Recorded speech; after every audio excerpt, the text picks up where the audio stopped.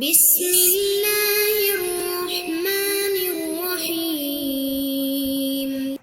الحمد للہ رب العالمین والصلاة والسلام علی سید الانبیاء والمرسلین اما بعد فاستعیذ باللہ من الشیطان الرجیم بسم اللہ الرحمن الرحیم السلام علیکم ورحمۃ اللہ وبرکاتہ۔ عزیز طلبہ کرام، امید کرتا ہوں احباب خیر سے ہوں گے۔ انشاءاللہ آج ہم مشکاۃ المصابیح کے درس نمبر 217 میں باب حفظ اللسان والغیبت والشتم فصل ثالث سے حدیث نمبر 4869 سے لے کر 4873 تک پڑھنے کی سعادت حاصل کریں گے۔ آج کے درس میں ان احادیث مقدسہ کا ترجمہ ہوگا اور ساتھ ساتھ ان احادیث مبارکہ کی توضیح و تشریح کرنے کی سعادت حاصل کریں گے۔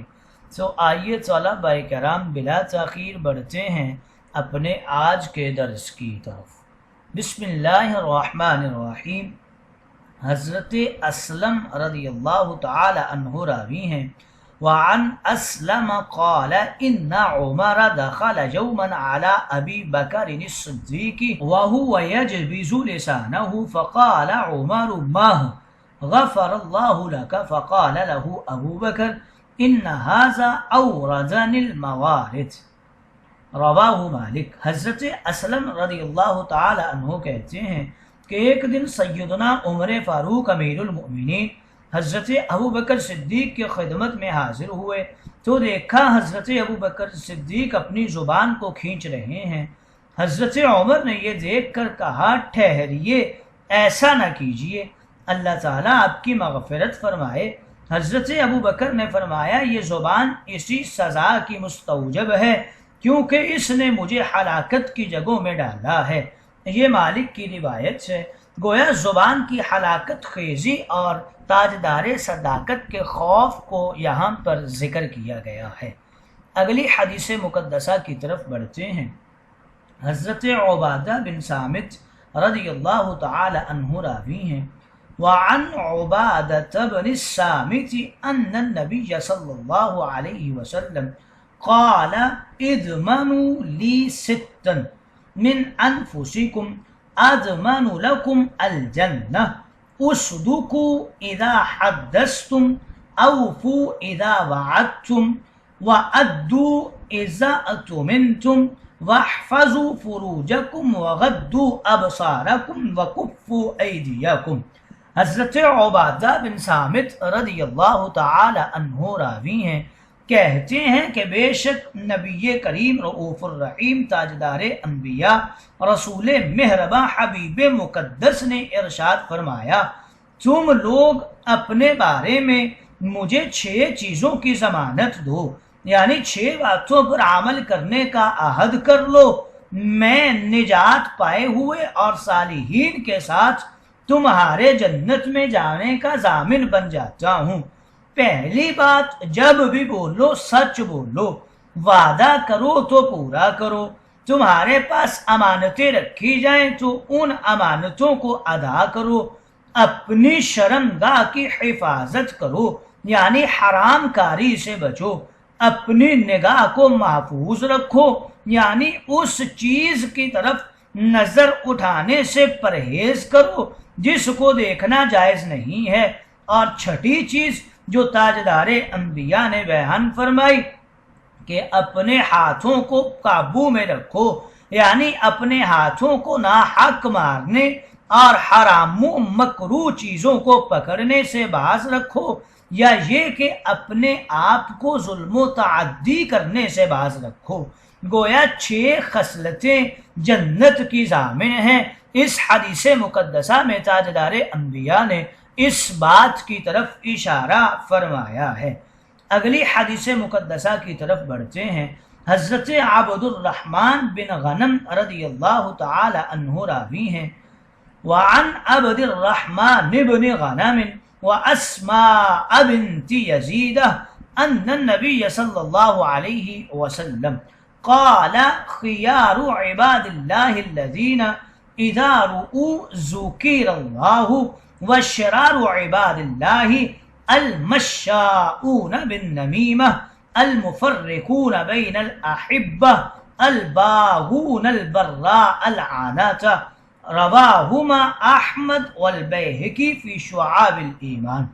حضرت عبد الرحمن ابن غنم اور اسما بنت یزید راویہ ہیں، کہتے ہیں کہ نبی کریم رؤوف الرحیم تاجدار انبیاء رسول مہرباں حبیب کبریا رسول مقدس و مطہر نے ارشاد ذیشان فرمایا، اللہ کے بہترین بندے وہ ہیں جن کو دیکھ کر خدا یاد آ جائے، اور اللہ کے بدترین بندے وہ ہیں جو لوگوں میں چغلیاں کھاتے پھرتے ہیں، جس سے ان کا مقصد اس کے علاوہ اور کچھ نہیں ہوتا کہ وہ دوستوں کے درمیان نفاق اور جدائی ڈال دیں اور پاکیزہ لوگوں کے دامن پر فساد اور خرابی اور زناکاری کے چینٹے ڈال دیں۔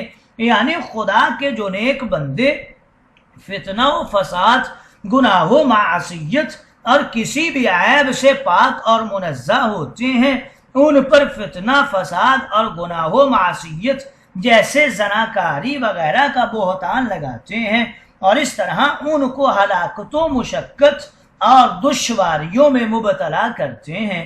یہ احمد اور بیہقی کی روایت ہے۔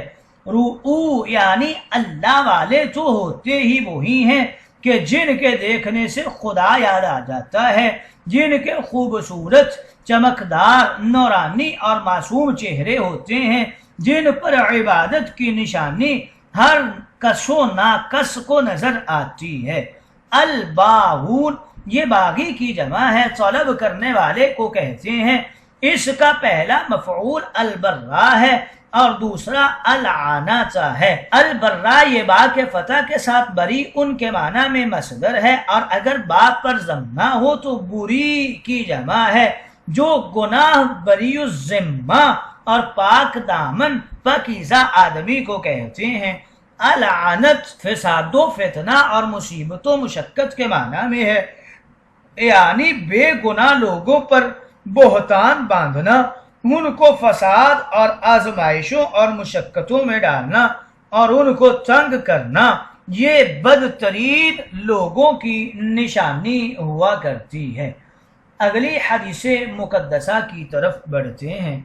حضرت ابن عباس رضی اللہ تعالی عنہ راوی ہیں، وعن ابن عباس ان رجلین صلیا صلاة الظہر او العصر وکانا صائمین فلما قضى النبي صلى الله عليه وسلم الصلاة قال أعيدا وضوءكما وصلاتكما وامضيا في صومكما وقضياه يوما آخر قال لما يا رسول الله قال اغتبتم فلانا۔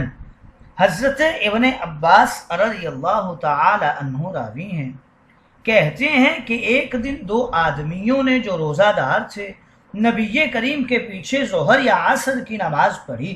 جب نبی کریم نماز پڑھ چکے تو ان دونوں سے فرمایا کہ تم دونوں دوبارہ وضو کرو، اپنی اس نماز کو لوٹاؤ اور اپنے اس روزے کو پورا کرو، اور اس کے بدلے میں احتیاطاً دوسرے دن کے روزے رکھ لو۔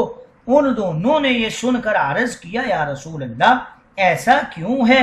یعنی وضو، نماز اور روزے کو لوٹانے کا حکم کس سبب سے ہے؟ آپ نے فرمایا اس لیے کہ تم نے فلاں شخص کی غیبت کی ہے۔ اعیدو وضوءکما تثنیہ کے لیے جمع کا صیغہ عربی میں استعمال کیا جاتا ہے اور بعض نسخ میں تثنیہ کا صیغہ بھی ہے۔ یہاں ایسا کیا گیا ہے، دو آدمیوں کے لیے جمع کا صیغہ لایا گیا۔ یہ کلام زجر و توبیخ اور تحدید و تشدید اور سخت ممانعت پر محمول ہے، کیونکہ علماء سے کسی نے یہ فتویٰ نہیں دیا کہ غیبت سے وضو ٹوٹ جاتا ہے۔ ہاں، غیبت سے روزے کا ثواب کم ہو جاتا ہے اور بھی عینی ہی وضو کا ثواب متاثر ہو جاتا ہے۔ تاجدار انبیاء نے اسی نقصان کو پورا کرنے کے لیے حکم دیا کہ نئے سرے سے وضو بنا لو، نیز اس حکم سے آپ نے غیبت کی شدت اور قباحت کو ظاہر کرنا چاہا ہے۔ اگرچہ حضرت سفیان ثوری فرماتے ہیں کہ غیبت سے روزہ ٹوٹ جاتا ہے، لیکن ملا علی قاری نے مرکات میں لکھا ہے کہ یہ حکم خواص کے لیے ہے اور یہ تقوی و فتویٰ خواص کے لیے ہے، یہ عوام کے احکام میں سے نہیں ہے۔ ملا علی قاری تو یہ بھی لکھتے ہیں کہ اگر روزہ نفلی ہے اور اس سے مقصود ثواب ہی ہے، جب ثواب ختم ہو گیا تو روزہ بھی جاتا رہا اور آدمی کے گلے میں گناہ ہی رہ گیا۔ گویا اس حدیث مقدسہ میں اس بات کی طرف اشارہ ہے کہ غیبت کتنا بڑا گناہ ہے کہ اس کے کرنے سے روزہ بھی جاتا رہتا ہے، نماز بھی ٹوٹ جاتی ہے، وضو بھی جاتا رہتا ہے، لیکن یاد رہے کہ یہ تقوی ہے، فتویٰ نہیں ہے۔ روزے کے ثواب، وضو کے ثواب اور نماز کے ثواب میں کمی ہو جاتی ہے۔